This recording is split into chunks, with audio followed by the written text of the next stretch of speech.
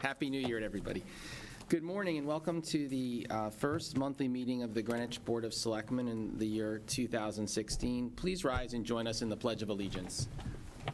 I pledge allegiance to the flag of the United States of America and to the republic for which it stands, one nation, under God, indivisible, with liberty and justice for all. Is this meeting being televised or not? Yeah, he's here.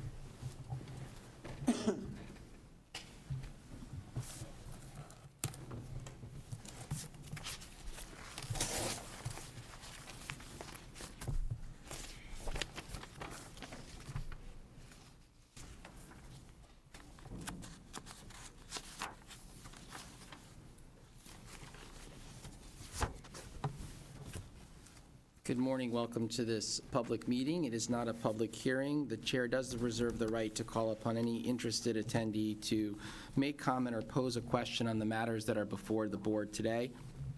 There are copies of the meeting agenda on the table as you come in, as well as sets of the materials that the board will be acting upon.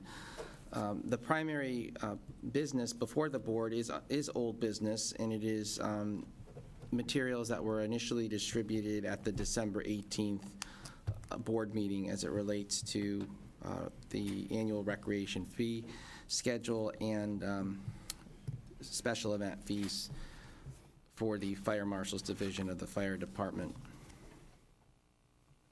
Ronnie, you have two sets of the materials as well as agendas, correct, on the table? Thank you. Under item 2, approval of minutes, we have two sets of minutes from December. The first set is from a special meeting that was held on December 16th. And at this time, I would entertain any corrections to those minutes. We did receive externally an amendment from a member of the New Lebanon School Building Committee, specifically referencing Section 3L. And this came from Ms. Clara Kilgallen, and she said, to recap our conversation, the transcription of the minutes 1216 special BOS is incorrect. Scheme D should be replaced with option 1. So That's correct, actually. that's that correction. And so she said it should read, Patricia Kantorski, a member of the building committee, offered that option 1 represented a balanced approach, bless you, between the ball field, library, and school building, but recommended that the building not exceed 2 stories. And that would essentially just change that to option 1. Is there a motion to make that change? So, Yes, I don't know about the balance approach part, but yeah, I would Did she say that? balanced approach. I don't know. Well, What we- I don't know we what have that- it in there already. Yeah, I don't know what that means, but And then she has also summary, option 1 as the least visual impact. That was not reflected. that's her opinion, correct? Okay. Are we saying that if that's her opinion? This second part. Yeah, it's opinion. I mean, Right, I don't know okay. if we, No, so we're just going to make that one change. okay. So it's been moved and seconded, that change. Are there any other corrections? And again, I would ask, pay careful attention, because unlike our normal routine, we have several people putting together these minutes, yours truly included, and You got to work on that a little bit. be careful, we'll designate a official board secretary, and we'll vote you 2-1 to be that. Your eyes are better than mine. So if there aren't any further corrections, is there a motion to approve as amended? so There's a second. Okay, without objection. Kathy, do you want this, or do you, so essentially, we made that change, so these minutes will acknowledge that in approving, that Scheme D went to option 1. The next set of minutes is for the regular meeting on December 18th. And Joe, I'm actually going to call you out on this to make sure I have this reflected correctly. because I had to actually think about it, and I didn't have the file in front of me. Under 3D, it reads, Parks and Recreation Department has entered, I should say has, instead of had, has entered into a new 2-year contract with the potential of additional 4 years with Joe Felder, current Griff Harris Golf Course professional. Right, so that, I just want to make sure, because this will become a reference point for the future. Okay. So that's a correction. I'd move that to say has versus had. Is there a second to that? Okay. And then, let me just make sure.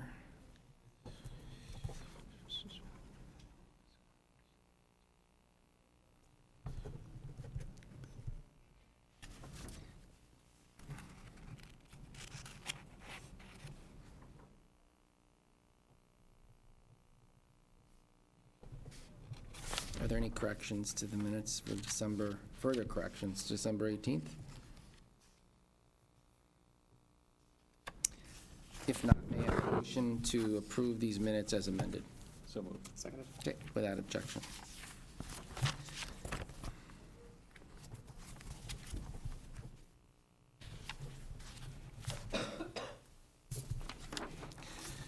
Okay, the next item on our agenda is first Selectmen updates. With us today to start off the updates, we have a very exciting announcement. With us, we have the Fire Chief, Peter Szynski, the Assistant Fire Chief, Robert Kick, and we have with us Deputy Chief of Training, Larry Roberts. It gives me great pleasure to read a letter sent to me by the Fire Chief, Peter Szynski, dated January 8th, concerning an accomplishment by Deputy Chief of Training, Larry Roberts. And it reads as follows. Dear Commissioner Tessie, it is with great pleasure that I announce to you and the Board of Selectmen the completion and certification of Deputy Chief of Training, Larry Roberts, as an Executive Fire Officer. Chief Roberts has completed the 4-year U.S. Fire Administration's National Fire Academy, NFA, Executive Fire Officers Program.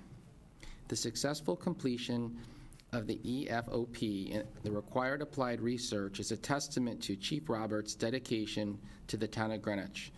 This demanding program consumed many months of research, study, and personal sacrifice to complete.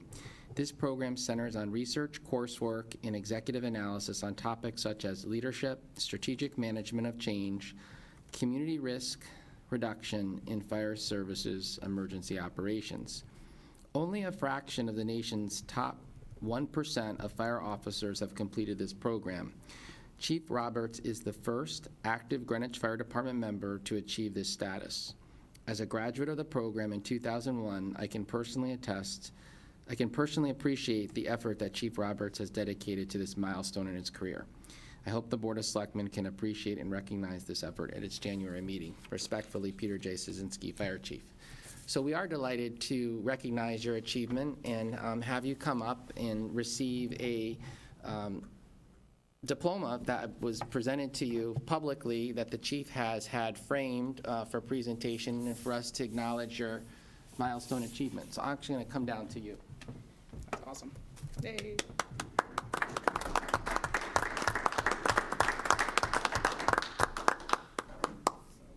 Congratulations. Very proud of you. You have to come in too. And Bob, you come on this side.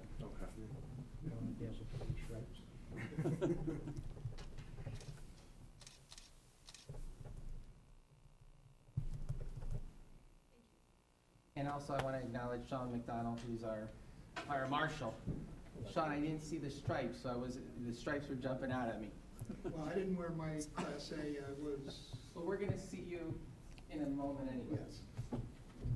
Yeah, I'd just like to say a few words. About 5 years ago, I approached Mr. Tessie to help with the application to get into this program.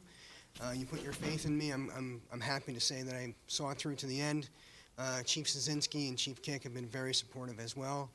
And I hope to use this opportunity and the completion of this program to assist the town. Awesome. Thank you Great, very much. congratulations again. Great. A couple of other try to be quick updates, not as enumerated as in the past. But I want to point out tonight, a couple things going on. One of them is that the League of Women Voters is sponsoring one of their cocktails and conversation programs with tonight's featured speaker, our quote, unquote, Newtown Administrator Benjamin Brannion. For those who want to hear Ben sort of unplugged, you can go to the Belhaven Club at 6:45 to 8:15, and it's a cash bar. Guest members are welcome, and hear about his responsibilities and how he views the town as he embarks on his second career in Greenwich. So, Go for a drink. for those who are looking for a little bit more drier program, they could come to the Riverside Association at 7 o'clock, and Joe and I and Lauren Elliott are on the hot seat to be addressing various questions. I think there were some 14 questions presented to me to answer. Some of them pertain to issues we're going to discuss today, but that's if you don't want the more exciting program, you want a little bit more drier program. Come to the Riverside Association at, I believe, 7 o'clock or 7:30 at St. Paul's Episcopal Church on Riverside Avenue. In the month of December, we had the swearing in of 3 new police officers, Stephen Potamacli, Fred Andrew Reich, and Mika Barnes. All hold undergraduate degrees, and all have had some interaction with law enforcement throughout their life so far. So we're very pleased to be able to welcome them to the force, and they're now at the Connecticut Police Academy in Meriden. We are also in the throes of developing the 2016-17 budget. We have had several meetings so far of the Capital Improvement Program Projects Committee. The next one is for this afternoon at 2 p.m. in the Mazza Room. And this will then culminate with a public hearing on Thursday, January 21st at 6 p.m. in the Cone Room. The capital budget is approximately around $70 million. Contained within that number are about $5 million worth of projects that are the seedlings for future larger capital projects. Those are the projects that we've asked the committee to rank using the criteria that was established now probably well over 16 years ago. And so we're going to be looking carefully at that. Certainly there are things that we've all heard about before. There's the Northwest Fire Station, there's the GEM facility, there's the Eastern Greenwich Civic Center, and some secondary level type projects. So it's a somewhat different year than in the past. With the exception of New Lebanon, there are no one singular mega project. If you think about the number that I just provided to you, without the New Lebanon $32 million, we would be well below what the BET has projected for $50 million approximately a year in their capital models. The budget, while from an operating point of view, is not challenging. If we look at where we stand today, town departments are just at 2% increase over the current year's appropriations. That is quite enviable, given the fact that some of our labor contracts have general wage increases in excess of that. Of course, if you take into consideration stipends and things. So I think we've done very well. The schools are looking at a little bit above that at 2.2%. If you combine them, we're looking at a 2.13% as it stands today.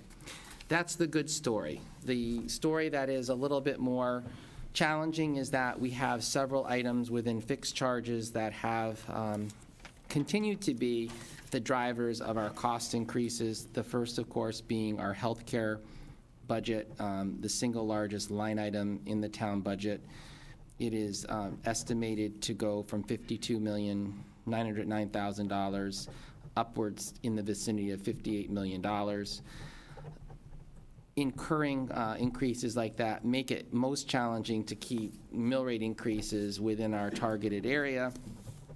Also driving the increase is the Nathaniel Witherell Skilled Nursing Facility, which is operating on a revolving fund, but is not breaking even. And we are looking at a subsidy of some $5.5 to $6 million.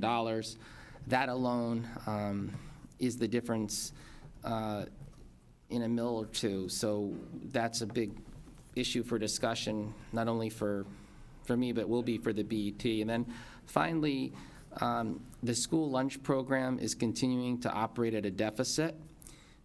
We are estimated to have to subsidize that to almost the tune of $1 million, which is quite concerning. A lot of discussions informally about that, what makes the most sense in providing that service, and you'll be hearing more about that. So healthcare, Nathaniel Witherell, school lunch, and then, of course, if we drop down to our capital tax levy, there is the ability to taper that a bit. When I say taper it, to reduce that in order to achieve the overall mill rate increase goal, and as well as use our fund balance. Fund balance being the monies that have been appropriated in the current year that have not been expended that go to help offset future tax increases. And Greenwich has had a very enviable record over the last several years of maintaining a healthy fund balance. You'll hear a little bit more about that in a minute. But as I sit here today, we are within approximately $4 to $5 million of a 3% mill rate increase. So more to come, but those are the drivers. And I will say this, I don't think it comes as any surprise, because we're essentially doing these budgets year-round, and we're tracking expenditures year-round, and we know what our issues are. When we went into the Nathaniel Witherell, as I said then, we went in with our eyes wide open that there was going to be the potential that the initial years would not be break even. Unfortunately, that has come to pass. Fortunately, though, we have people with the skills on that board who are now focusing most specifically on how to ameliorate that. A lot of that has to do with our higher labor costs, also has to do with our payer mix, the number of people who go in for short-term rehab. We're paid by Medicare, and that's a much healthier reimbursement than Medicaid. And so we're going to be looking at that. You probably heard me say, and certainly others, that there's an increase, a desire to increase short-term beds. So for the folks who need rehabilitation from knees, hips, shoulders, will help improve our position. So that's where we are. You'll be hearing more about it from the BET, but I just wanted to give you my little snapshot on it. We spent last week in what we call rating agency calls. So this is calls with the three known rating agencies for issuing debt. We had received from both Fitch, Moody's, and Standard & Poor's an affirmation of our AAA rating for $50 million in general obligation bonds, as well as $60 million in general obligation bond anticipation notes, known as BANs. And I just will take little excerpts from these to give you the context that ties very directly into this balance sheet right here, looking at our current year and future year's budget. But it says under financial management that financial management is strong. The town's financial strength is derived from its stable revenues as well as strong financial management policies. Modest increases in the annual property tax levy and conservative budgeting practices have led to positive operating results for the past 8 fiscal years, leading to ample general fund and ancillary reserves. Prudent budgeting policies provide for full funding of pension, annual required contributions, and beginning in fiscal 2016, full funding of the other post-employment benefit actual required contribution. Greenwich is one of the first towns to establish a post-employment benefit fund, and clearly it's been recognized by the financial markets that it was a prudent thing to do. That was from Fitch. We go to Moody's. They highlight recently released audited fiscal 2015 results were favorable, with the town generating $6.6 million surplus, increasing the available general fund balance to $48.5 million, or 12.1% of revenues. The town fully replenished its $9.7 million fund balance appropriation. Favorable revenues resulted from cancellation of prior year encumbrances, higher than budgeted property taxes and real estate conveyance taxes, and increased building permit fees. Expenditure savings were realized for the schools, employee benefits, and public works line items. Reflecting the town's conservative budgeting practices, the town budgets for 100% staffing, but typically has 30 to 40 vacancies each year, yielding a savings of approximately $3.5 million. The adopted fiscal 2016 general fund operating budget represents a 3.9% increase over the prior year, includes a 2.75% mill rate increase. The higher level of spending was partially attributable to the increase by the town in its OPEB contribution, a large subsidy for the town-owned nursing home, and growth in education costs. The budget also includes the $11.5 million of general fund balance. Officials report positive performance year-to-date and anticipating fully replenishing the fund balance. That was from Moody's, and then Standard & Poor's closes out with similar comments. Just quickly enumerate their bullets. Very strong economy with access to broad and diverse metropolitan statistical area. Very strong management with strong financial policies. Strong budgetary performance with an operating surplus in the general fund and a slight operating surplus in the total government fund. Strong budgetary flexibility with available fund balance in fiscal 15 of 14.3% of operating expenditures. Very strong liquidity with total government available cash at 23.9% of total government fund expenditures, and 3.4 times governmental debt service. And access to external liquidity we consider strong. Very strong debt and contingent liability position with debt service carrying charges at 7.1% of expenditures. And net direct debt that is 43.3% of total government fund revenues, as well as low overall net debt at less than 3% of market value. So again, these are all affirmations of the work that everyone does, from the staff here in the departments to the BET to the RTM and everybody who continues what have been steadfast practices. Not to say that we can rest on our laurels, no doubt. We have some systemic issues. The withdrawal is a systemic issue, meaning that it's going to be with us because it's not something you can plug overnight, and it's not something that we want to be intellectually dishonest about addressing by masking with one-time actions. And I think that's something that's making our final decisions very challenging over the next several days. I do want to point out that, since they're looking right at them, the budget at the 2.1% increase at present includes the addition of 4 new firefighters that are going to be a signature initiative within this coming budget. So as you think about all you heard, I think that's a good testament to, again, overall management and our ability to prioritize. And again, that's in the operating budget for the entire town. Witherell is a separate fund, a revolving fund, and again, we have to subsidize it as we are school lunch, which is a separate fund. So between nursing homes and lunch funds, we got some work to do. Another issue that's a signature issue in town, of course, is the application by Eversource Energy for the installation of a new bulk substation located at 290 Railroad Avenue and their underground transmission line project. I do want to once again compliment our town planner, Katie DeLuca, and the other professional staff who have been working diligently on behalf of the town of Greenwich to not only monitor this project, but raise the essential issues of concern for our community. We did initiate a request earlier this week under the Office of the First Selectman to change our status to become an intervener.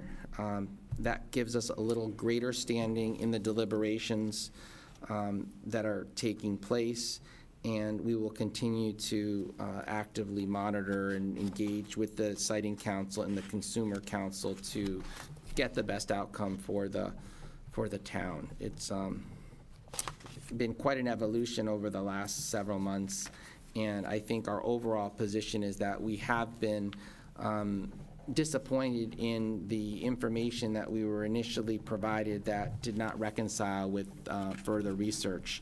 So therefore, it required us to, take our own accord in action and not depend upon the utility itself or other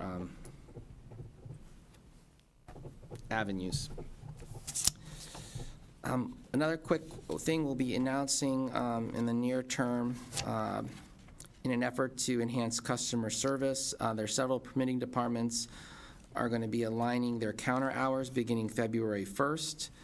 Counter hours are the scheduled portions of each day when people are invited to stop by the office without appointments to access information and assistance.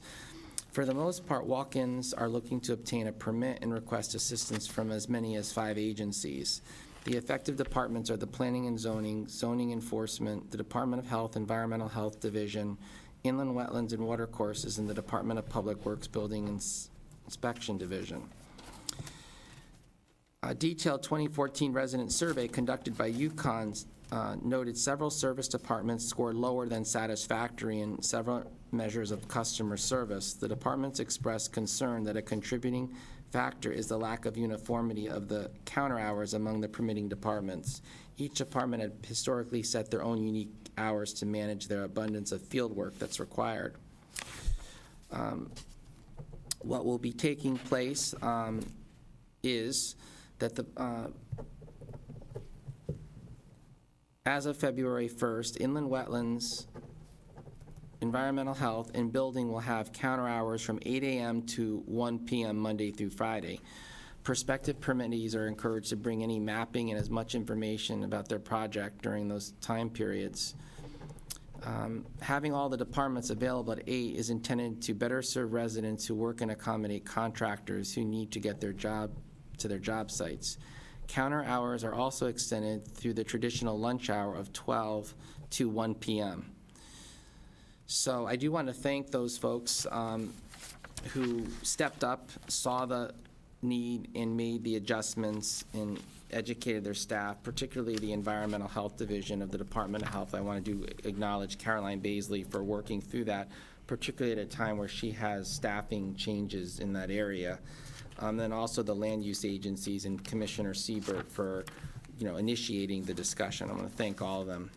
Again, a testament to the good management here at the Town of Greenwich. That really concludes the updates. There are several ancillary things that went on with the community, whether it's talking to Cub Scout groups or we had a meeting last night. We have a vacancy on the retirement board. That vacancy is filled by the moderator of the RTM, the chairman of the BET, and the first selectman. We interviewed 3 candidates for that position, and we unanimously agreed to appoint Joe Pellegrino to fill the unexpired term of Larry Simon, who could not serve simultaneously on the retirement board and as a member of the Board of Assessment Appeals or the Nathaniel Witherell Board. So we're pleased Joe is willing to serve. We also want to thank the 2 other individuals who stepped up, one currently a member of the RTM who monitors this area, certainly would be an excellent addition if the board were to be increased. And then a resident we never met before who owns her own international investment firm. And we spent some time with her, and she also would be a great addition to somewhere in our town with her expertise. So I do want to thank Joe. That concludes my updates. Proceeding to, we were going to have Selectman Marzullo has been dutifully serving as our representative to the New Lebanon Building Committee, and we're very thankful for that. And he's going to give us a nice update on. Just quickly, and I'm glad Joe is here because the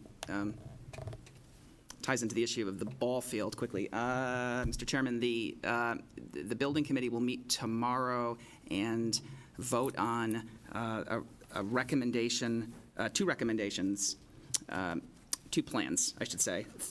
Plan 3 and Plan 4. New Lebanon School both fit within the subscribed MI that was voted unanimously from our board's point of view. So both fit in with that subscribed. So I anticipate the building committee voting tomorrow on one of the two plans, 3 or 4. It will then go to the Board of Education for their approval, and then back to us again sometime probably in February. However, one little thing to mention. Yesterday, Bill Drake from the BET talked about a field, a soccer field, a regulation, Joe, am I saying correctly? Regulation soccer field, and wanted discussion to, it wanted discussion. Joe was there at the invite of, I think, Bill or Steve Walco, which is great. He gave a great presentation in terms of fields in Greenwich as a whole, and not just in Byram only. However, a regulation, if I'm saying it correctly, field in Byram does help throughout all of Greenwich. With that said, however, if it's going to require, if the building committee votes on either 3 or 4 tomorrow, within the prescribed footprint of the MI, the discussion about the ball field and, not the ball field, the soccer field that is in regulation form would require a pushback of the school outside the footprint. So in terms of the process point of view, going forward, in terms of this discussion, you would have to have this taken up at the building committee, like they said, by Friday, which was, as you said, impossible to do, correct? The vote would have to be, if the building committee is considering seriously a regulation soccer field, it's going to require a vote. You need to take care of the process point of view, is what I'm trying to get at. Do you hear it? So Joe, correct me if I'm wrong. If you can't have this done by tomorrow, if they vote on tomorrow, it's going to require outside the, so how is that going to be done from a process point of view? That's what I'm missing here. Well, I think what happened is that they got fixated on the regulation size field. Yeah. Because that was a concept that was asked. What we're basically asking for is the best surface that we can get, whether it's regulation or multi-purpose, but have not seen, since none of my people, including I, have not seen the proposal since yesterday. It's kind of was dropped there, but we have a commitment because of our lack of field space to try to maintain fields and get the best we can out of a construction project for today and for future use of those fields. Which I totally understand, So, but how do you do that from a process point of view if they're going to vote tomorrow? It sort of inhibits, because correct me if I'm wrong, the architect did say it's going to require the building then outside the footprint that they're going to vote on tomorrow. That's what how do you do that then? well, I mean, they can look at the design feature, whatever, I mean, they have a bunch of numbers on the table. Whatever ones they put on the table yesterday, pick one, and then we can look at, quickly afterwards, we could look at to see if that, if moving the, we can move the building some few feet or whatever it's going to take is feasible. It may not be, it may be. There was no time to do this between 8 o'clock yesterday morning and 8 o'clock Friday. But wouldn't you agree, though? I mean, it would make, from a process point of view, but this is a concern, though. Well, let's let them pick a design feature and we'll work with it. We're going to work. But that's not what they said yesterday, though, because it's going to inhibit that ability to get the field that Bill wants, is the point. Well, I mean, that's the issue. I mean, as I said, we're trying to manage the surface that's held, yeah, so yeah. We'll do what we can. But at some point right after this Friday meeting, I think, we asked for some working time with the architect just to take a look at it, to see what, maybe the orientation of the field, maybe some rock room, I don't know. I mean, it's a bunch of things on the table, but until we actually see the drawing and the space that's gonna be available for field space, it's kind of hard to make a decision. But wouldn't you think but just once again, I don't mean to belabor this point, but wouldn't you think you'd be brought into the process now before a vote takes place? Because if the vote takes place, you're going to be then limited to what you can and cannot do then, opposed to bringing you into the process now. Then they've limited what, That's the point. As a, Who basically said you're someone supporting. who was just brought in yesterday, Yeah, there's not much I can do about it. Yeah. I mean, they're still in deliberation, and, there were a lot of design features that were listed yesterday, none that really had a whole bunch of dimensions on it. I need to see a drawing that has dimensions on it in order to see what's possible. So I was hoping that we could get that working session, and we'll just see After the how vote. it goes. that's it, and then Bill mentioned, So when is the building committee going to vote? The plan is for the building committee to vote tomorrow on scheme 3 plan 3 or 4,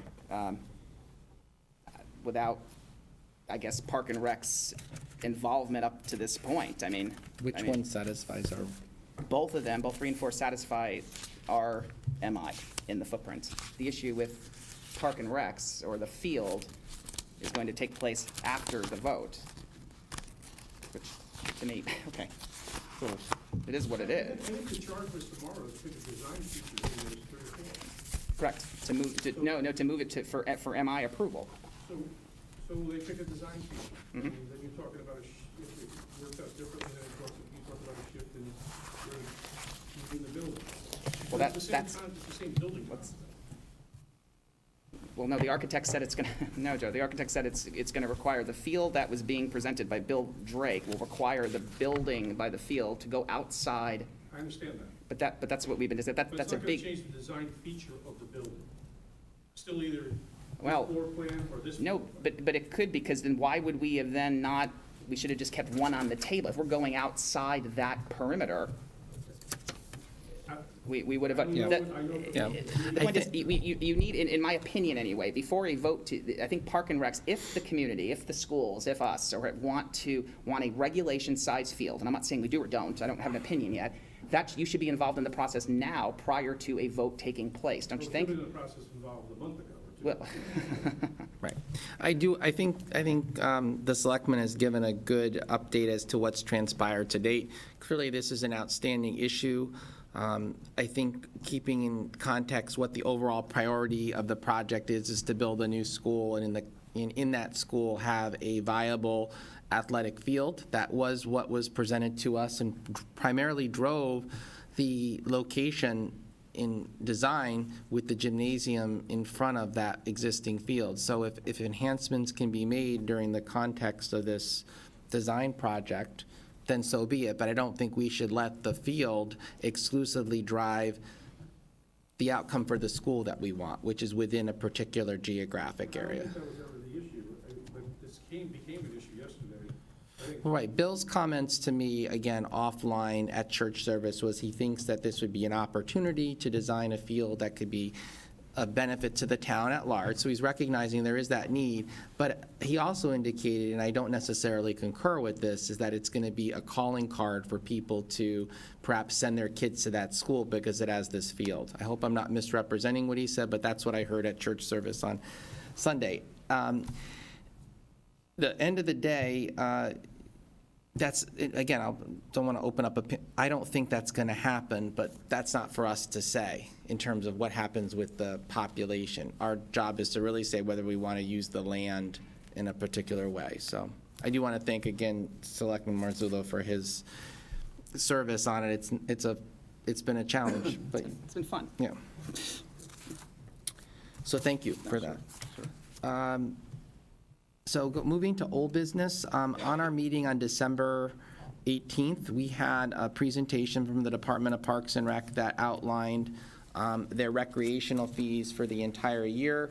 We know that this is the time of year that you begin to mail out all of your respective program information to attendees of these programs or prospective attendees. Specifically, the one that often draws the most discussion is our provisional beach policy. It has probably for the last 15 years.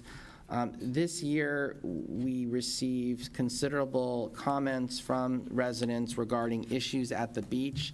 I am pleased to say that I think, unlike past years, this year really set the gold standard in the way in which these matters were adjudicated, with the department, the Selectmen's office, working collaboratively to garner all those issues, direct them to the Board of Parks and Recreation, which we spend time recruiting and appointing people to, and having them do some real due diligence on these issues. And that effort resulted in a report that we received on December 15th that the members of their subcommittee produced. And I just want to again acknowledge their contribution.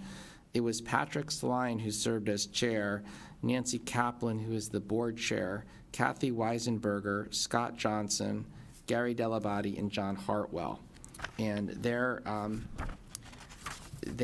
report, just to give the quick bullets, dealt with researching, simulating the concerns about overcrowding. They looked at impact to the environment and just the environment at the beach, safety, and they made some recommendations for which I believe the department, our office, the board, working with the police have addressed. So one of them, I'm just going to say, is not for us to vote on, but it's an operational issue.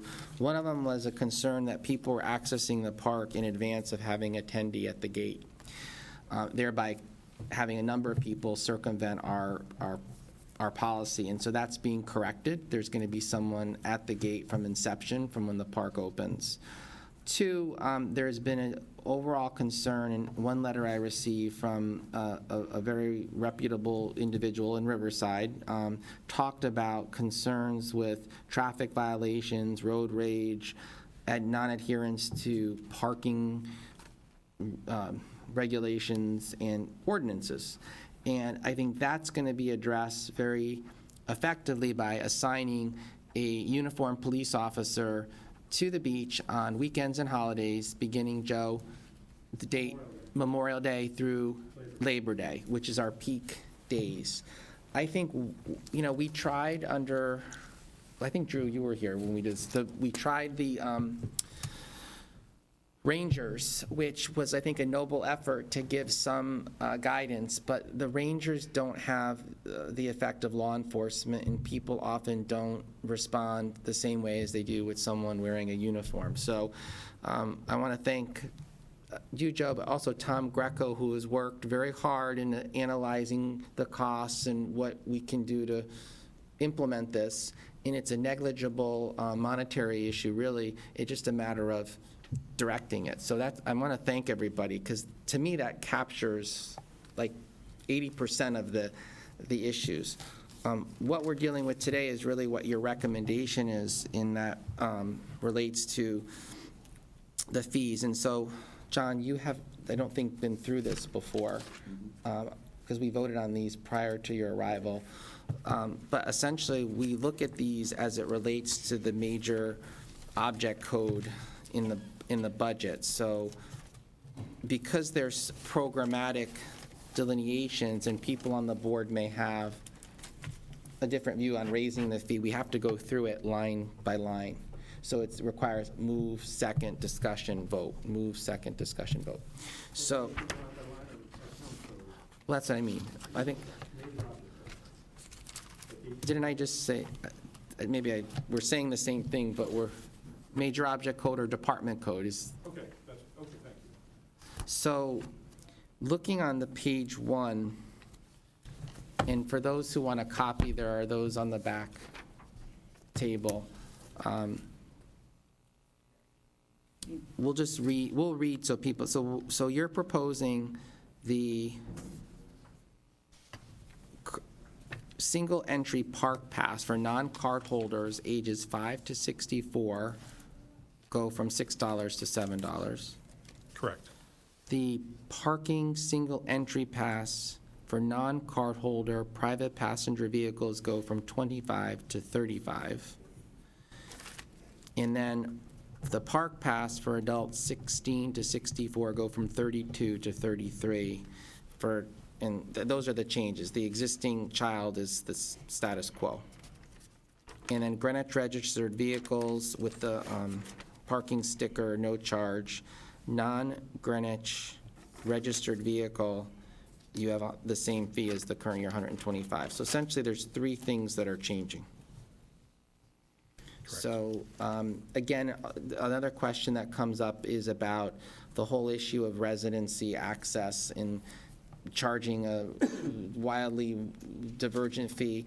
I mean, despite our thinking we're unique, we're not unique in that other communities within Fairfield County and throughout the country actually have a fee structure. They're all tailored to meet their community's needs. Ours are doing the same. So I think what we have come to realize is that our non-cardholder parking fee was relatively low in relationship to our peer communities.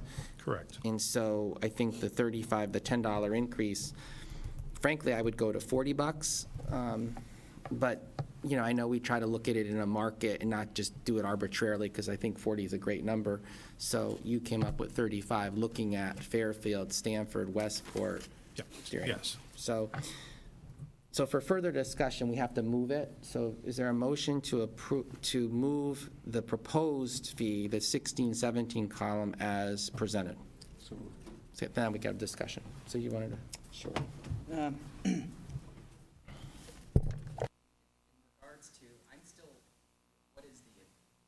The intended goal set forth by the Board of Selectmen, and then obviously Park and Recreation Department? Is it a fee that is going to help in, you know, maintenance, et cetera, whatever, or is it the intended goal to react to complaints about overcrowding, and what constitutes overcrowding? You know, what are the issues of overcrowding on specific, you know, weekends, because we had great weather? Did high tide, you know, affect that? Did the fact that Byron Beach was not accessible, did that affect it?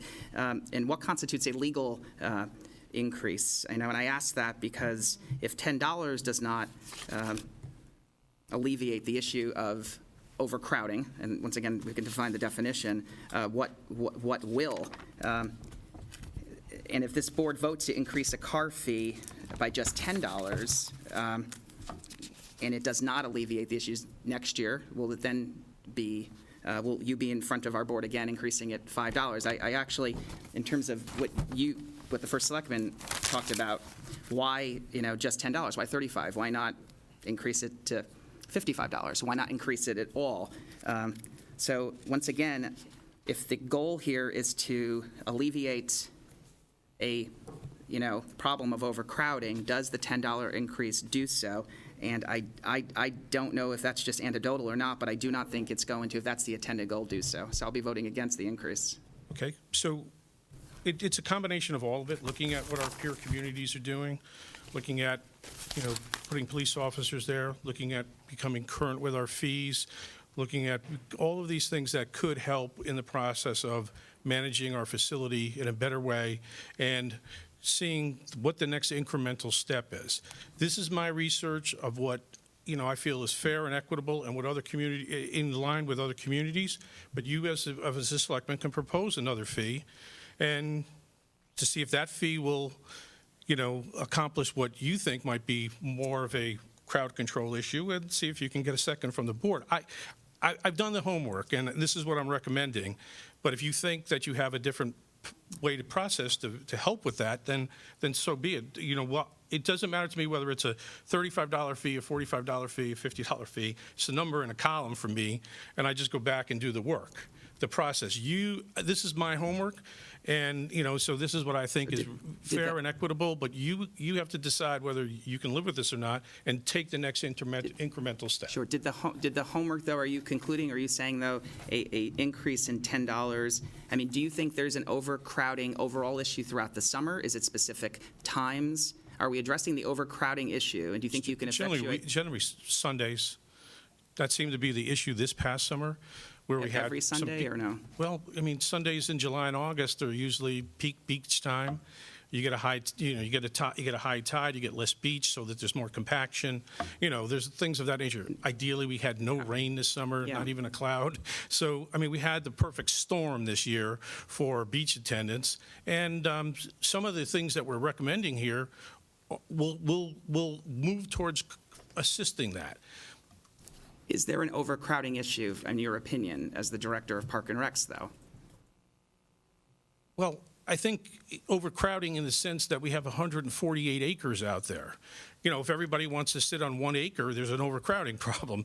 But at Greenwich Point, because it's so diverse, you have picnic areas, you have beaches, you have boating areas, you have all this, it's really comes a matter of traffic flow and managing that traffic flow. And so what our attempt is by having those police officers there, or a police officer there, is trying to get that parking corrected at the early part of the day, trying to get some traffic flow through the congested areas where, we may need emergency vehicles, police, fire, et cetera.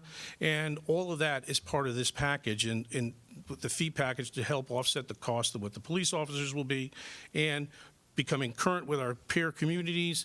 And we take the next step in trying to manage our own destiny in our own facility. But can you accomplish the issue of traffic flow without increasing the fee, though? An arbitrary number that we don't even know if $10 is going to do anything. Well, I mean, I would separate the two. I mean, if you read the report as it was presented, they enumerated close to 11 things that should be looked at, and I said some of them fall under the category of operational. They don't really require this board to do anything. They do require the administration. Right. So I would say my office, working with you, working with the police, to administer things in a different way. One of them we touched on, which was to set the entry gate such that visitors are prevented from avoiding paying admission fees simply by arriving early. I mean, I think that's a common sense thing that people were smart. They saw a loophole and they took advantage of it. Different than looking at what we're asked to do, which is set fees, which I look at it as an economic issue in terms of keeping pace with our peer communities. Naturally, if people see a cheaper venue, they're going to go to it.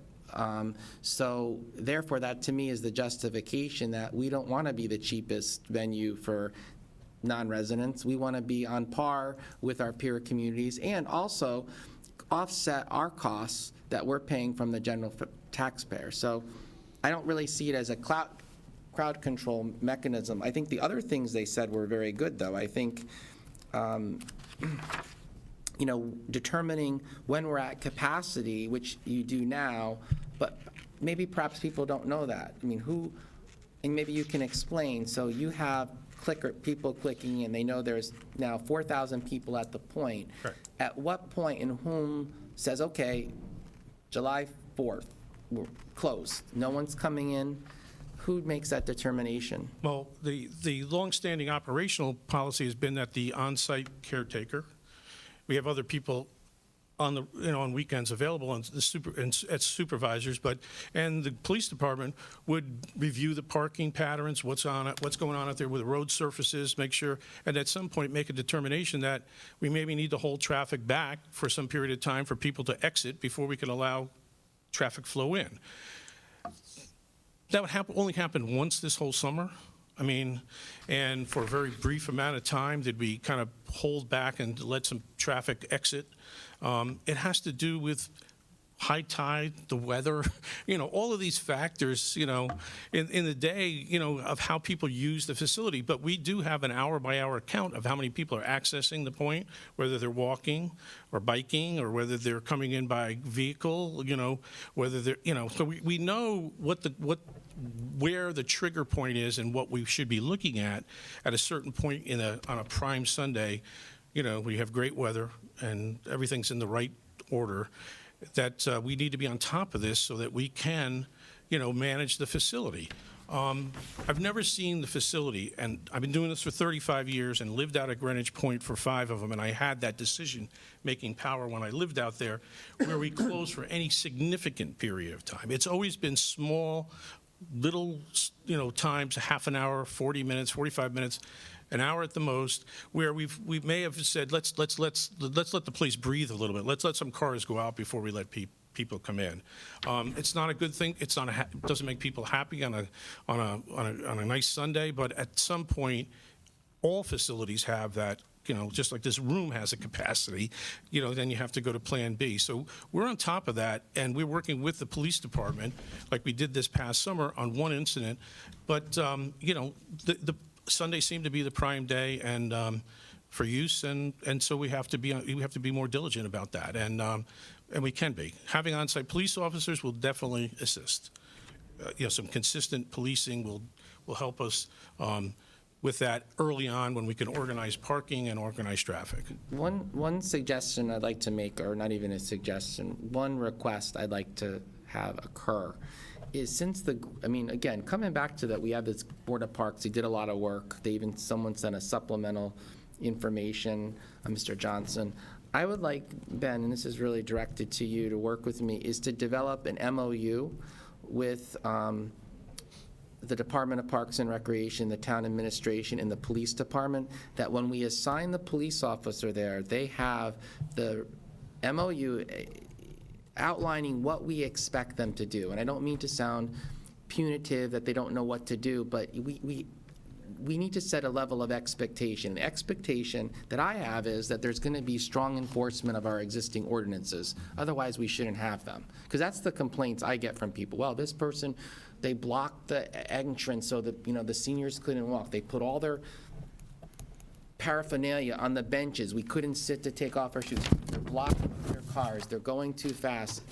I think we should, it's all outlined really in this report. We should put that in and say to the police chief, when you assign someone, have them read this, and frankly, I would have them acknowledge it, and their job is to see to it that all of these things are enforced. And then when you come back to us, next year, God willing, we're here, we'll see what happened.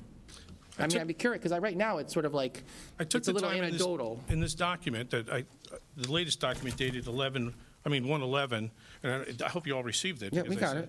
That to talk to the ordinances that would address, that are already currently on the books, that are enforceable by fine or suspension of beach passes, that could help the officers and the park staff assist in managing the facility in a much different way. So we don't have to go back and create any ordinances. We have the ordinances. They just need to be interpreted properly, and they need to be enforced consistently. That's what I'm saying, basically, but it's like, if people don't know, like, we're talking about it, we're not going to presume every officer on the beat is going to know it, but we need to be clear, we're going to do this, it should be done anyhow, but we have an expectation, at least I do, I think most people, that we have these already, let's enforce them. Not just say, geez, I get it, you don't want to be a vigilante, but you also don't want to just, it requires work, and that's what they're there to do, enforce the ordinance. We need to set that tone early on in the season so that people understand using the facility, all users, that's what's acceptable, and this is what is not acceptable. So that's an issue of education and behavior, et cetera. That's not an issue of crowding. There's two separate, we're trying here, the goal of this board anyway, we have in terms of the fee schedule, that's not a crowding issue. How many people are going to come into the beaches? Would you agree?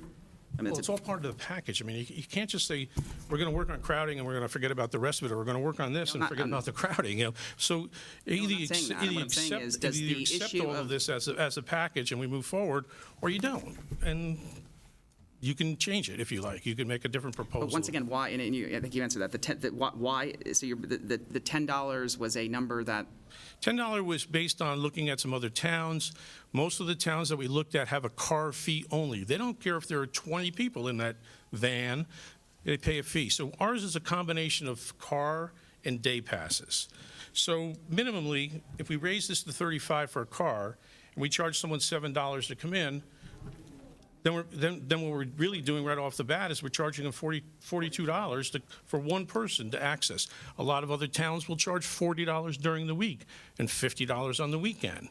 So, we have this combination going on, but they have unlimited number of passengers in the car. Whatever you can fit in there will get in on a $40 or $50 fee. So we've looked at this on the way the Greenwich wants to implement their program, which is a day pass and a car pass. in comparison to what our neighbors do, which is basically car passes. They don't have a day pass, but they charge a little bit more for the car with an unlimited number of people in it. So that's what happens. And so we're trying to come on balance, take a look at that. I asked the law department last week in terms of what constitutes a legal, increase. Meaning, if that, once again, I go back to, if this does not alleviate the issue of the complaints that I received about overcrowding, and if we increase this another $10, another $5, at what point? I'm asking. Let me ask you this: do you think another $10 will it decrease the number of people coming? I can't answer that. I can't answer that. $35 is going to do that either. I just can't. I don't think. I can tell you. I don't think. Part of the package. Yes, I don't think $10 is going to do that. Will another $20? No. Well, you did the market analysis. To me, it's a Some towns are charging market-driven. $50 on a weekend, but it's still. We've got a beach, Stanford's got a beach. Which one are you going to go to? I would look at the cost structures, and I would pick the cheaper one if it had everything being equal, by and large. Or better. But I'm saying, though, so it's not about really controlling the crowd. It's about, are we charging the value for the resource we have? That's within the parameters of what the market is, and the market is other public beaches in the area. So, I think when you do the math about the 35 plus the 7, you're at the 42 per person if they have an automobile, kind of where I was when looking at some of the other numbers. So, I don't know. John, you've been quiet, so I'll shut up and you can say something. Will the increased fees cover the cost of the police that are at the point and cover the increased hours at the gate? Yes, it will. So it's coming out of the parks budget, the police? Yes. We're budgeting for some funds for the police department, and they're also participating also, so with some scheduling with us. So they're working with us, but there will be some supplemental dollars necessary to fund the police. Just to give context, it's like in the 20 to 30,000 range. It's not like it's when you look at it in the context, when you look at the police department budget, it's a eyelash. So how much you're anticipating, so if it's a $10 increase in terms of extra revenue on that line item, for $10, how much more money are we talking by the end of the season? Depending on how many cars come. But we usually average about 12,000 non-resident vehicles a year. And that doesn't necessarily mean that they're not residents, it's just non-car That's a good point. That's important to point out. Because there's a bunch of people who just choose not to Right. buy beach cards for the season and pay the day Yeah. pass and they go in. That's So we just refer to them as non-season pass holders. So it could be a resident who says, I go 2 or 3 times, I don't want to pay the $30. I'll pay my $7 every time I go, or $6, and if I go, I go. If I don't, I don't. So we have some variables here that it's just not about non-residents. It's just about non-season pass holders. Do you anticipate, I guess there's no way to tell me, but do you anticipate then at the end of this, next summer, coming back before the board again, increasing this number again to achieve an overcrowding issue? But there's just no way to tell. That's a pretty loaded question. What do you mean? I anticipate this meeting every year. No, meaning if the attendant, I keep going I back have to anxiety about this meeting every year. No, but don't. Because we go through this. Happy board. But the So- intended goal, okay. $120,000 for that, If we just projected raise on it. your 12,000 vehicles. Right. So more, like we said, the police costs is That's not just non-residents, though. we It's don't know. anybody who doesn't have a Yeah. parking sticker. Yeah. Sean, were you raising your hand to speak on this? Well, one of the things I wanted to speak about is, as a resident, when Brendan Layden brought the suit, I was very disturbed. But one of the things you're speaking about is, will this control overcrowding? In theory, we could be overcrowded by 10 o'clock in the morning and not have a single non-pass holder in the beach. So I don't know that parking pass is going to be the single item that's going to deal with overcrowding. If you have a particularly nice day, you take when we have the fireworks at the beach, it's mostly town residents, and you could have the beach full and not have a single non-registered car in there. So I don't know that we can actually deal with overcrowding based on a parking fee. Great, thanks. Is there any, you had, My point. You're going to maintain selling these passes and these car things off-site, aren't you? Yes. Yeah. That's been a big plus, because then the traffic and the backup does not occur at the gatehouse for discussion about transactions, so we're going to have it at the Western Civic Center, at the Eastern Civic Center, and it'll be available Monday through Friday, 9 to 5. okay. Any other comments, questions? If not, we have a motion to approve the proposed fee on page 1 of, that stipulates the provisional beach policy. Just again to enumerate, the single entry park pass non-card holders, $6 to $7. The single entry parking non-card holder private passenger vehicle, $25 to $35. And then the park pass for adults will go from $32 to $33. Everything else the same. So all those in favor? Aye. Aye. Opposed? 2-1. Proceeding to organized recreation, 812. Joe, again, your particular document highlights in yellow the changes in the right-hand column. So, In the proposed column, yes. so for example, special events,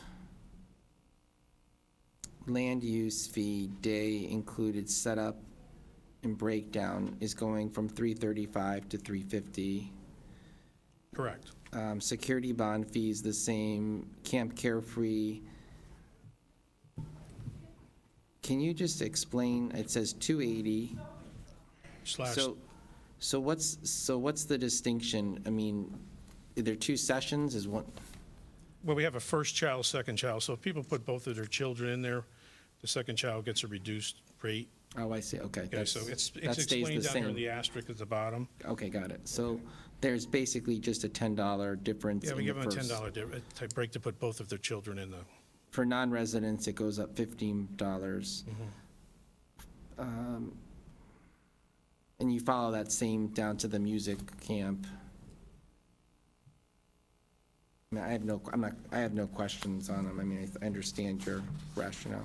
So is there a motion to approve the fees for 812? So moved. Seconded. Okay, all those in favor? Aye.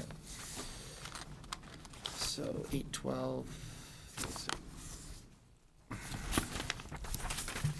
next you're We going to should be, recognize Susan Snyder, who's the Director of, Superintendent of Recreation. Susan, welcome.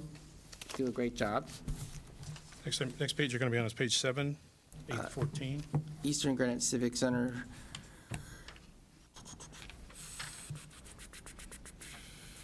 Some minor adjustments, fee charges, room charges, things of that nature, nothing, Pretty much all within $10, yeah. some 5. Yeah. 2 5s. Is there Now a that we have motion? a roof, that's You have a roof, a new ceiling, and new lighting. lighting, people are coming back to the center, and, we can get a little bit more in the market. The roller skating, I went and watched. It was quite interesting. I've never been to roller skating, believe it or not. It was interesting, fun. Is there a motion to? No. Not my, no. Is there a motion on 814 Eastern Granite Civic Center? So moved. Okay, without objection. No, wait, did you, Yeah, but I have comments on this. the next one? Which one? Okay. This one? Eastern, Oh, no. all right, go ahead. On Eastern Civic Center. Excuse So it me? was moved and seconded, but he wants to ask you. Sorry. Okay, Sorry. No, sure. no, that's Go fine. ahead. That's fine. If I can't answer the question, I'll ask people that are much smarter than me. No, so- no. Is it about pickleball?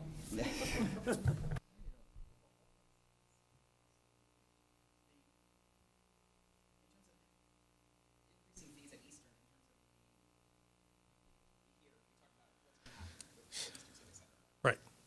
Obviously, it's going to take, what happens to it, it's going to take money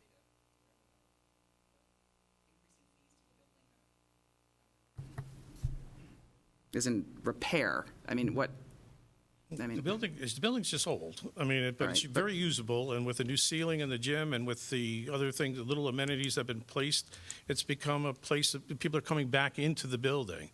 So, we're not trying to gouge them, as you can see, it's just a $10 room, fee difference. But, and we're trying to attract people, back into the building, and this will. I mean, it's not going to, raising the room rate $10 is not going to keep anybody out. But, and it keeps our revenue a little bit current with what our expenses. And, this is just a minor adjustment, because before we were going in the other direction where we couldn't attract people to the building, and our fees we were offering programs and fees at a way under market value. And now we're just trying to kind of incrementally move it back to where we probably should be. And in the future, when we do something with the building, that'll be a whole different, we'll come back with a whole different proposal. But so money couldn't be used to earmark a repair that has to be done there specifically? The money, all repairs are just done through the general fund, but, Because But- we just keep hearing about Eastern Civic Center and what could be done, and it's going to, with the debate whether or not it well, should there's be. currently, in this year's budget, $200,000 appropriated for the first phase, 35% of the design plan.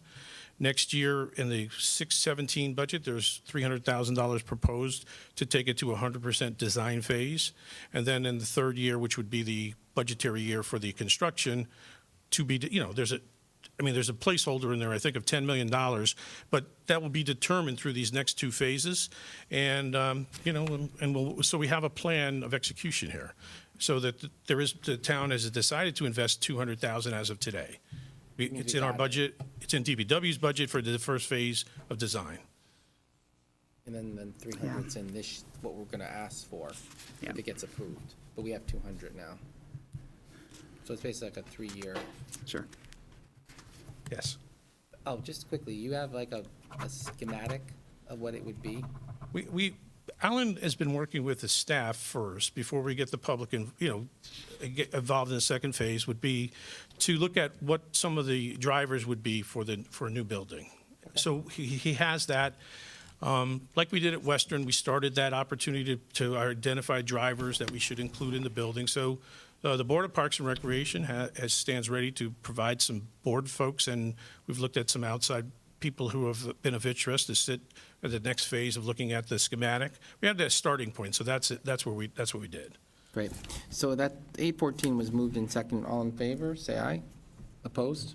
So You're that opposed? one's 2-1 no. Community Center's 815. This includes the William Antorno Community Center There's nothing here, okay, that's the same. So, but you still need us to, no fee increases.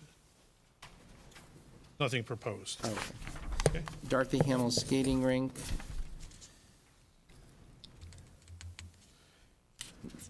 Just an adjustment in ice time for hockey, and as you can see, there are $5 increases, not much, but it keeps us current with what's going on in our other rinks around the area, and the program can afford to do this, so. Okay, is there a motion to approve 816 as presented?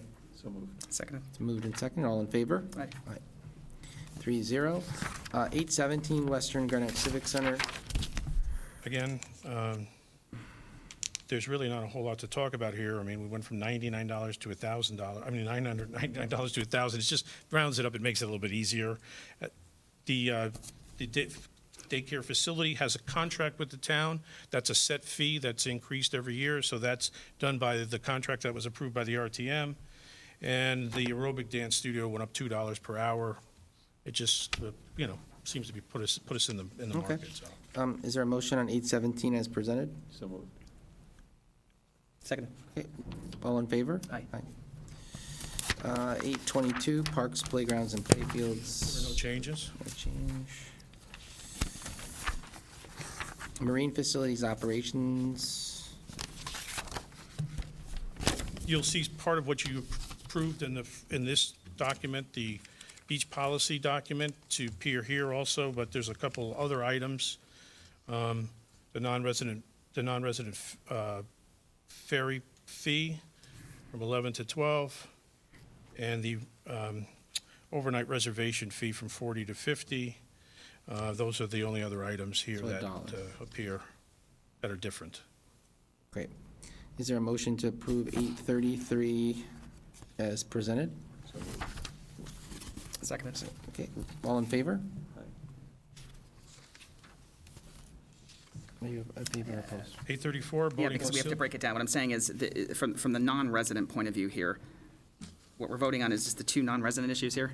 Well, the whole thing, which includes those Yeah, two. we can't separate the non-resident part, but I guess you can't, no? Here. for the- Yeah, if you want, we can do it. We can do it to accommodate, if you want to register Just the non, on those, so. yes, just the non-resident part So of it. let's do this.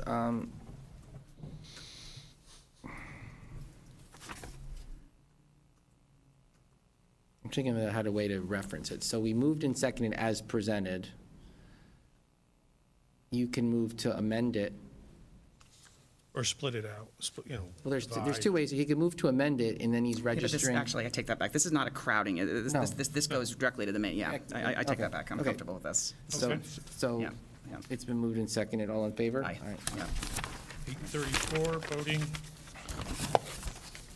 814, There's no, again, these are minor adjustments based oh, on yeah. some work that our superintendent did, Jeff Friday. Yep, Brad. let me recognize Jeff as well. Thanks for your good work, Jeff. Looking at other communities, and what the value of our boating facilities are, and the amount of dollars that we put in, tremendous amount of dollars we put in over the last 5 years in upgrading. But basically, this is to keep us current in the market.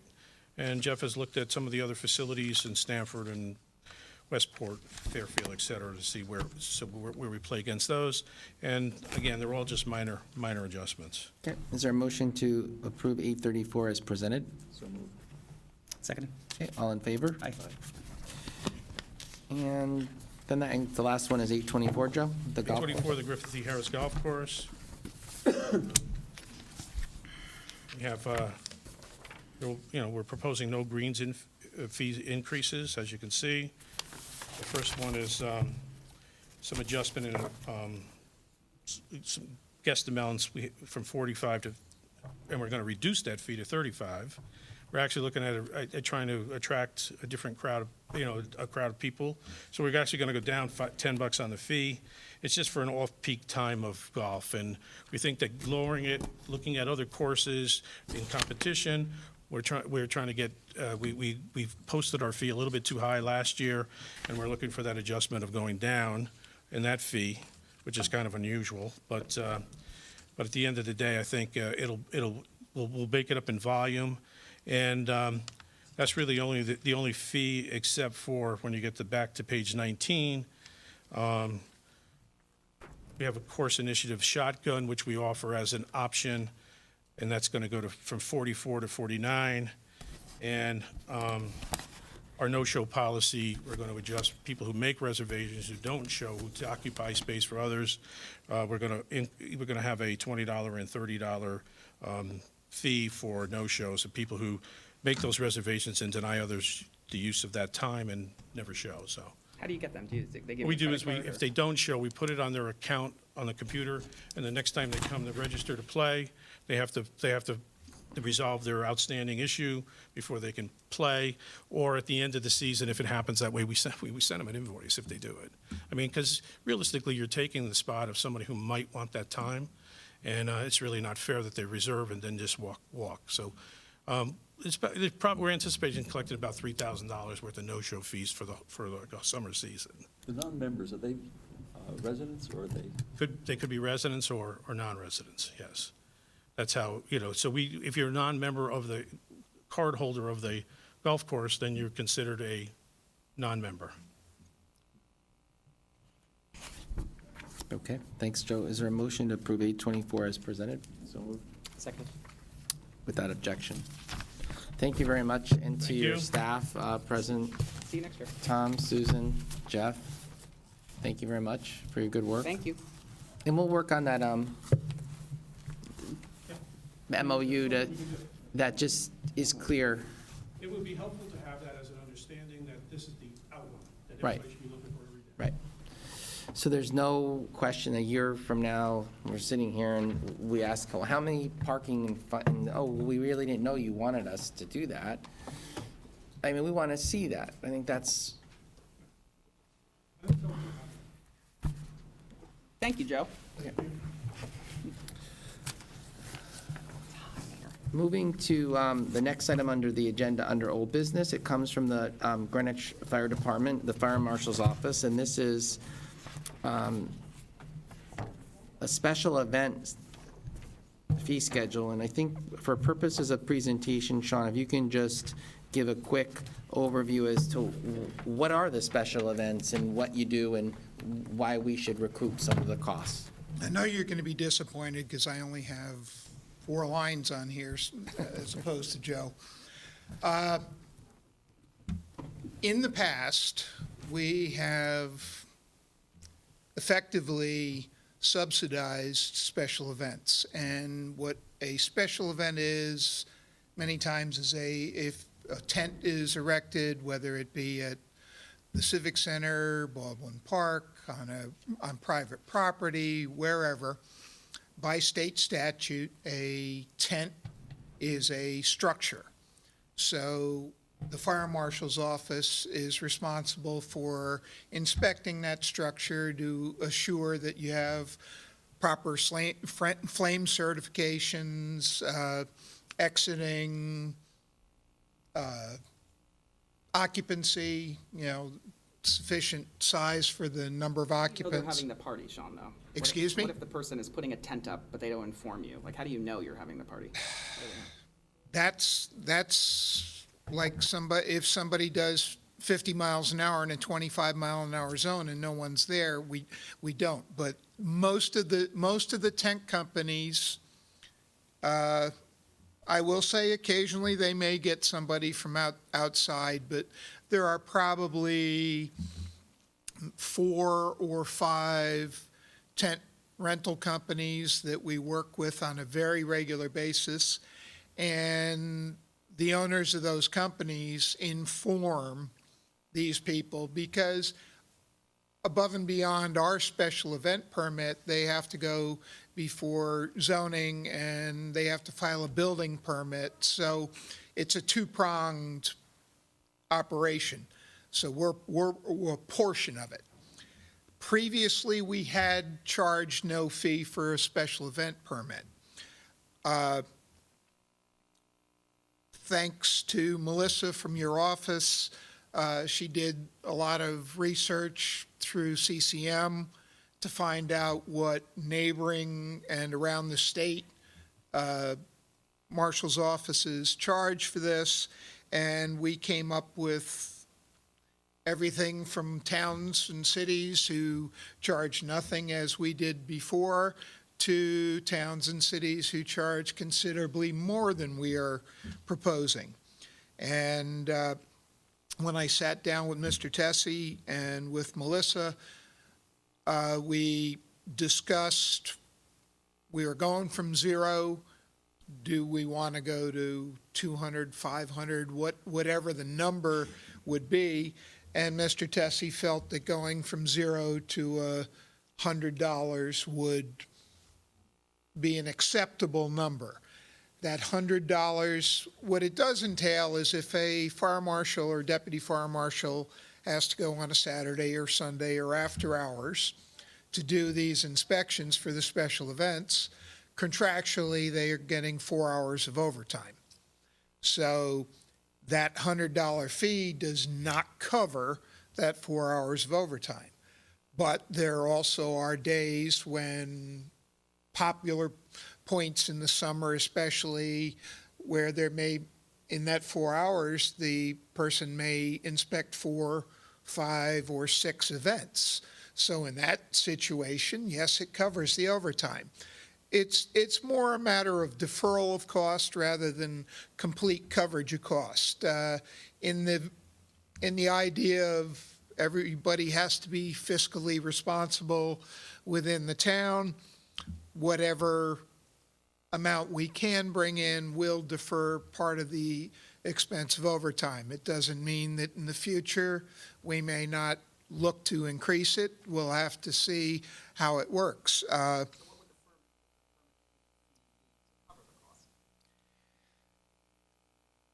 It would vary. That's the problem. That's where we came out. If the marshal goes to inspect 4 in that same 4-hour period, well, we're going to collect $400, and a deputy marshal gets just right around $70 an hour.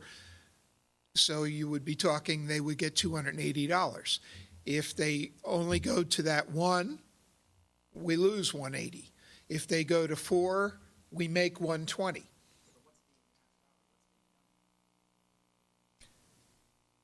In the day that they do multiple, we are turning a profit. On the day they do one, we are still subsidizing the event. So Mr. Tessie felt that this was a starting point of trying for, up until this point, we have never had a charge. Sean, just to add in, the research that Melissa got from CCM had the 4 towns, inclusive of Greenwich, and it had Ridgefield at the time, and I presume this was with the best information they had, $50 an event permit, in West Hartford, $60. So, but then there were other fees for fireworks, private event, fire watch, similar to what we're affirming below. So, And I made contact with marshals from other towns and cities at meetings and phone contacts, and it varies. As I say, How many it goes special from. events are there? Excuse me? How many special events are there? I mean, how many do you go to in town that require? That varies as well. We're probably on the average of maybe 50 a year that we have to inspect, sometimes more, sometimes less. We do have, if in fact somebody, it doesn't always involve a tent. When you have the antique show or the Festival of Trees, that are held, whether it be at the Civic Center or at the Hyatt, these events are inspected as well. So it's not always a tent issue.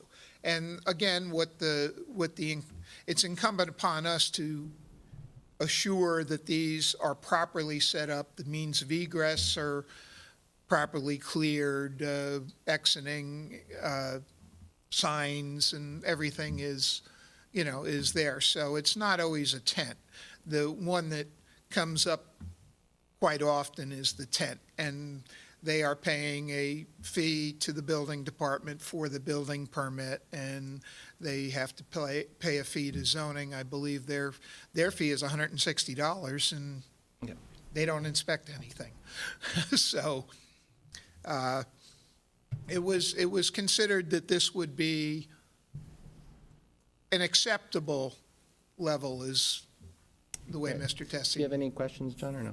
Do you have any further questions? So is there a motion to approve the special event fee schedule as presented? So moved. Second. Okay, without objection, thank you very much. Okay, the next. We approved those too. Oh, approve them all. Thank you. Because they're contractual, so. Yes. Thank you. Thanks. Thanks, Sean. Thank you, Chief. Thank you, Chief, thank you. Congrats again.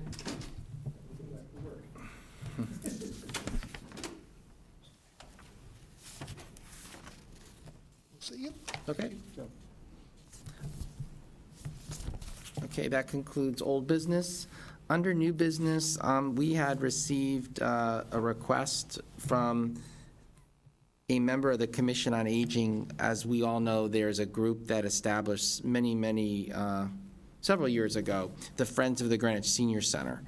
So they're at the point where they're actually actively raising funds to support different activities and amenities within the senior center, and essentially this resolution affords them the ability for them to accept the funds.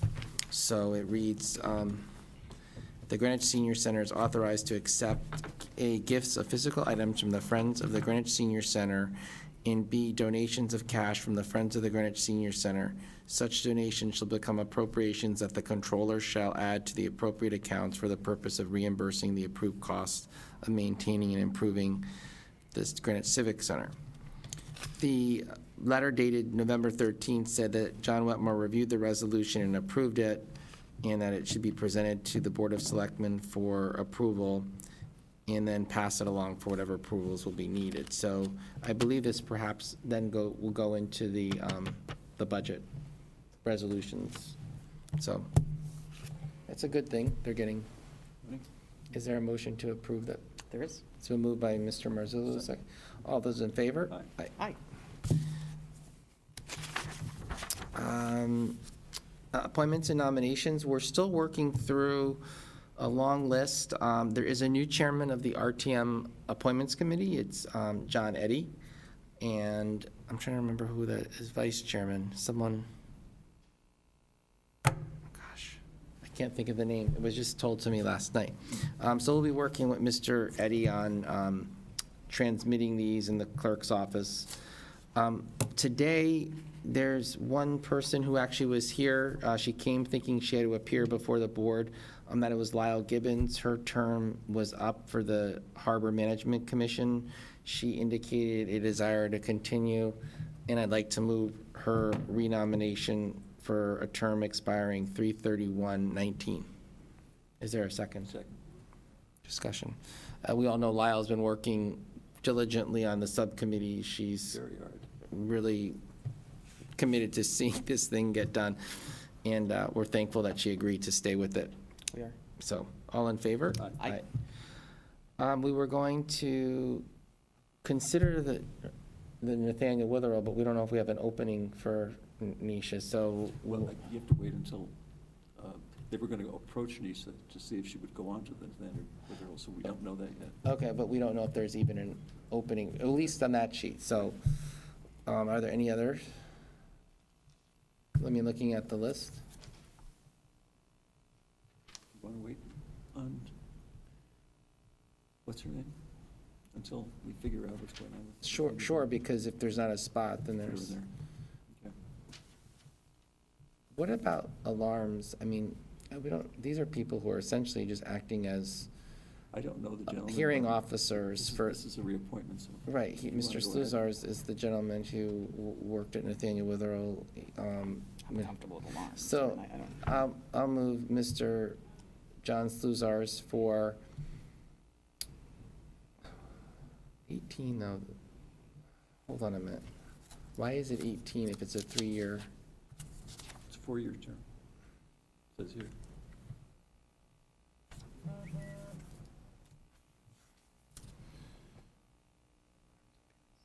$16.